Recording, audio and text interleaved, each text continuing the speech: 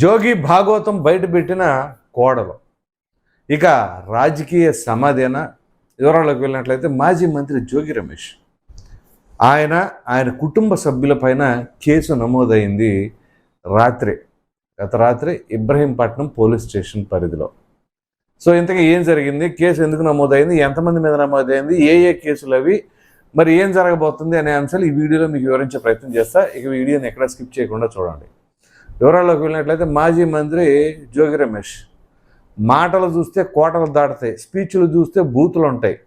అటువంటి వ్యక్తి అసలు భాగవతం ఏంటి అనేది మామూలు సాధారణంగా ఏ వ్యక్తి గురించి అయినా తెలియాలి అంటే వాళ్ళ ఇంట్లో కుటుంబ సభ్యులు చెప్పాలి. సో ఇప్పుడు జోగి రమేష్ బండారం బయటపడింది, మొత్తం ఎండగట్టేసింది కోడలో.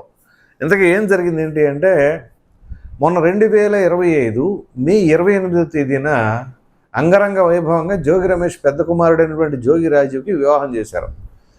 సరే, కోడలు ఏ ఊరు? తెలంగాణలోని సూర్యాపేట ప్రాంతానికి చెందిన మహిళ, యువతి. సో అయితే ఇప్పటికీ అప్రాక్సిమేట్లీ 1 సంవత్సరం 3 నెలలు మ్యారేజ్ అయ్యి, ఒక మ్యారేజ్ అయిన కొద్ది నెలలు మాత్రమే సవ్యంగా ఉన్నారట. ఇక తర్వాత మొదలు పెట్టేసారు టార్చరు. ఏం టార్చర్లు అంటే మామూలుగా కాదు, వరకట్న వేధింపులు, గృహహింస, చీటింగు, వగైరా ఇవన్నీ. ఏది భర్త ఒక్కడే కాదు, మామ జోగి రమేష్, అత్త, ఇక మొత్తం ఆయన సోదరుడు జోగి రాము. ఇక్కడ విచిత్రం ఏంటి అంటే ఈ కుటుంబ సభ్యులందరిపైన కూడా నిన్న పోలీస్ స్టేషన్లో ఎఫ్ఐఆర్ నమోదైంది. వాళ్ళ దరిద్రం ఏంటో తెలియదు కానీ ఇక్కడ కూడా మొత్తం 11 మంది సభ్యులు. ఈ వైసీపీ వాళ్ళకి 11 అనేది బాగా వచ్చిందేమో మాకు తెలియదు కానీ 11 ఫిక్స్ అయింది. సరే, ఇది ఇలా ఉంటే ఇప్పుడు అసలు కథకు వద్దాం. ఏం చేశారు ఏంటి అని అంటే, ఒక ప్రజాప్రతినిధిగా ఉన్నటువంటి జోగి రమేష్ తెల్లారు లెగిస్తే వీరుడు సూర్యుడు అది ఇది అని చెప్పేసి చెబుతూ ఉంటారు. మొన్న అనుకుంటా ప్రెస్ మీట్ పెట్టి బలహీన వర్గం, ఆ వర్గం, ఈ వర్గం అని మాట్లాడుతూ ఉన్నాడు ఈయన. మరి బలహీన వర్గానికి సంబంధించిన వ్యక్తి అసలు మహిళనికి ఎలా గౌరవించాలో తెలియదా? మహిళలు అని చెప్పేసి గొప్పగా స్పీచ్లు ఇవ్వటం కాదు, ప్రక్కన విడుదల రజనీని పెట్టుకుని ఇదిగో మా రజనమ్మ మాట్లాడుతాను, బాగుంది, సంతోషం, ఇంట్లో ఉన్న కోడలను గౌరవించుకోవడం తెలీదా అని కూడా ప్రశ్నలు ఉత్పన్నం అవ్వా. పైగా అసలు మామూలుగా కాదు, ఎదుటి వ్యక్తి దొరికాడు అంటే ఎక్కేస్తాడనమాట. ఎట్లాగంటే బూతుల పంచాంగాలు, అరే తురే, ఇక కనీసం మినిమం సంస్కారం కూడా ఉండదు దాంట్లో. నేను ఎక్కడ మొహమాట పడట్లా, సంస్కారం అనే పదం ఎక్కడా కూడా మెయింటైన్ చేయడు జోగి రమేష్. సీరియస్గా చెప్తున్నాను, నేను పలు సందర్భాల్లో చూశాను, ఇప్పుడు కాదు అప్పుడు కాదు, అనేక సంవత్సరాల నుంచి గమనిస్తూ వస్తున్నా. అతను ఏ ఒక్క వ్యక్తిని కనీసం వాళ్ళ నియోజకవర్గంలో వాళ్ళని కూడా ఎంత తుస్కారంగా, ఎంత హీనంగా చూస్తాడంటే మరి అంతటి అహంభావం ఎందుకో తెలియదు. రాజకీయాల్లో పనికిరావు. ఇప్పుడు చూడండి, దైవ సంకల్పం ఏమో తెలియదు కానీ ఒక్కొక్కళ్ళకి మొత్తం దిగిపోతుంది పైనుంచి కింద దాకా.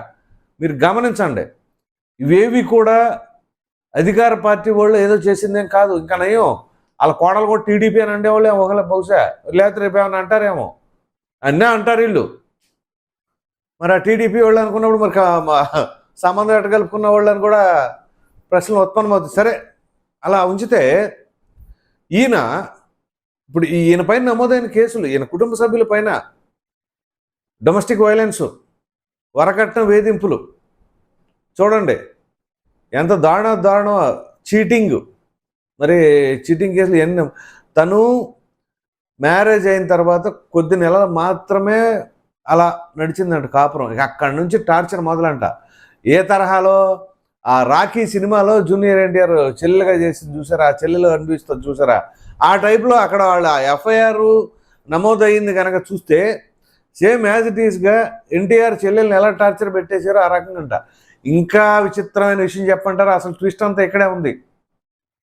ఆ కోడల్ని చంపబోయారట, హత్యాయత్నం కేసు కూడా నమోదయ్యింది. అందుకే ఇప్పుడు నేను ఆ రాఖీ సినిమాతో పోల్చింది.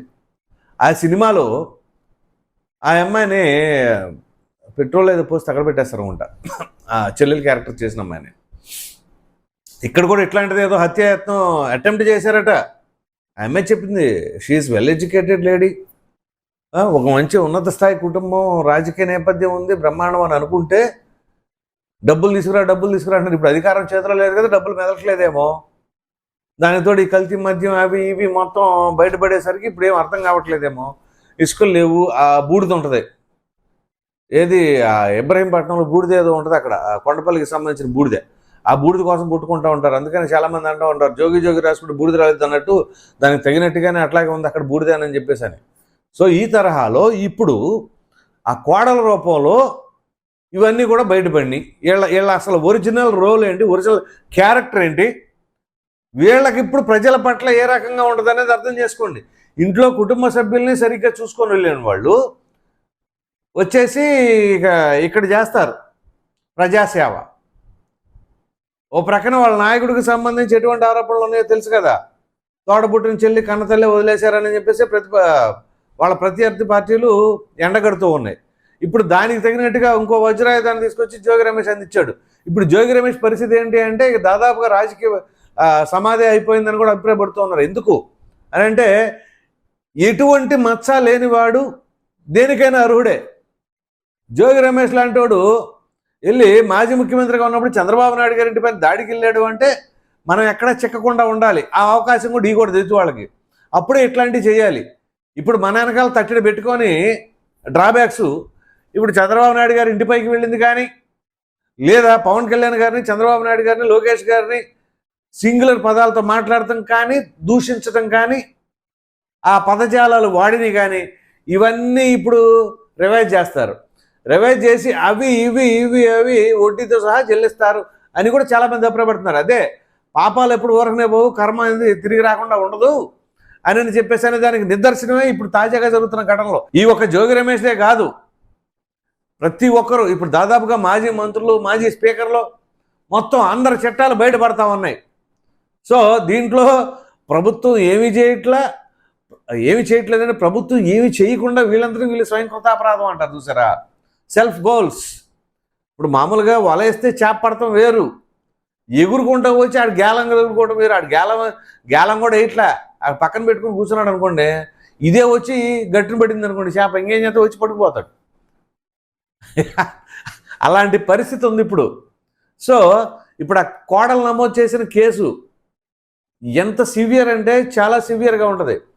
ఇప్పుడు ఓదర కొట్టండి, బలహీన వర్గం కావాలని టార్గెట్ చేశారు టీడీపీ వాళ్ళు, జనసేన వాళ్ళు అని చెప్పేసి ఇప్పుడు అన్నాడు. మీ కోడలే పెట్టిందిగా, మరి మీ కోడల్ని ఏ పార్టీకి మద్దతుగా చెబుతారో ఏంటి, మరి మీ కొడుకు భవిష్యత్తు ఏంటి, ఈ కొడుకులకు సంబంధించి ఒక ఎపిసోడ్ చేద్దాం. ఇప్పుడు నెక్స్ట్ జనరేషన్ వాళ్ళు ఉన్నారు వాళ్ళకి సంబంధించి. సో మరి ఇవన్నీ ఇప్పుడు బయటపడతా ఉంటే ఏం చేస్తారు ఒకసారి అర్థం చేసుకోండి, ఒకసారి ఆలోచించండి. వీళ్ళు రేపు ప్రజల ముందుకు వచ్చి వీళ్ళు పరిపాలన చేస్తామంటారా, రేపు 2029లో ఎరగదీసేస్తామంటారా? ఎవరిని ఎరగదీస్తారు? ఇప్పుడు ప్రజలందరూ కూడా బ్రహ్మాండంగా చేస్తున్నారు, అర్థమవుతుంది వాళ్ళకి. ఏంటి ఎవరిని ఎక్కడ ఉంచాలో వాళ్ళు ఉంచేస్తున్నారు. ఇప్పుడు మనం ఎంత మొర్ర పెట్టుకున్నా, అరిచి గీ పెట్టినా ప్రజలకి మన నిజ స్వరూపం ఏంటి అనేది తేటతెల్లం అయిపోయింది. ఇక మనం ఎంత కవరింగులు చేసుకున్నా, ఆహా ఓహో అని ఓదర కొట్టినా, లేవలే ప్రజలు ఎంతకాలం గుర్తుంచుకుంటారు అని చెప్పేసి అనుకున్నా ఇంపాసిబుల్. ఖచ్చితంగా గుర్తుంటుంది ఏ రోజు ఏ క్షణం ఏం చేశారనేది. ఎందుకంటే మీరు పదే గుర్తు చేస్తూ ఉంటారు కొన్ని ఇన్సిడెంట్స్. మరి అంతకంటే గట్టిగా ఇప్పుడు బొత్స సత్యనారాయణ అసెంబ్లీలో విజయమ్మ గారిని ఉద్దేశించి కానీ, జగన్మోహన్ రెడ్డి గారిని ఉద్దేశించి కానీ అప్పుడు దూషించిన పదాలు ఈ మధ్యకాలంలో వైరల్ అయిన గుర్తున్నాయా మీకు? అట్లా వస్తాయి అన్నమాట. కాబట్టి ఇది సోషల్ మీడియా యుగం. అంత తేలిగ్గా ఆ డేటాలు ఎక్కడికో పోతేలే, మనం మాట్లాడింది ఏముంటుందిలే అని చెప్పేసి అనుకుంటే కుదరదు. ఖచ్చితంగా ఈ కేసుకు సంబంధించిన ఎపిసోడ్లో దాదాపుగా ఇక రాజకీయంగా మామూలుగానే వీళ్ళకి ఇప్పుడు వీళ్ళ పార్టీ నడుస్తున్న విధానం, జగన్ రమేష్ మాట్లాడుతున్న తీరుకి భవిష్యత్తు లేదు. ఇక ఇప్పుడు ఇట్లాంటి వాటికైతే మాత్రం ఒక్కొక్కటి వీళ్ళతో సహా వీళ్ళని పీకేసి రాజకీయ సమాజ్ చేస్తారని చాలామంది అభిప్రాయపడుతున్నారు. మరి మీరేమనుకుంటున్నారు? జోగి రమేష్ ఇప్పుడు ఈ కేసుకు సంబంధించిన దాంట్లో ఆయన వ్యవహార శైలి, ఆయన నేచర్ పట్ల ఈ వీడియో చూస్తున్న వారిలో ఆయన నియోజకవర్గంలో వాళ్ళైనా, ఆయన సొంత ఊర్లో ఉన్న వాళ్ళైనా, ఎవరైనా సరే అతని వ్యవహార శైలి ఎలా ఉంటుంది, మరి ఇప్పుడు రేపు ఆయన భవిష్యత్తు ఎలా ఉండబోతుందని మీ అభిప్రాయాన్ని కామెంట్లో తప్పకుండా తెలియజేయండి. Thank you.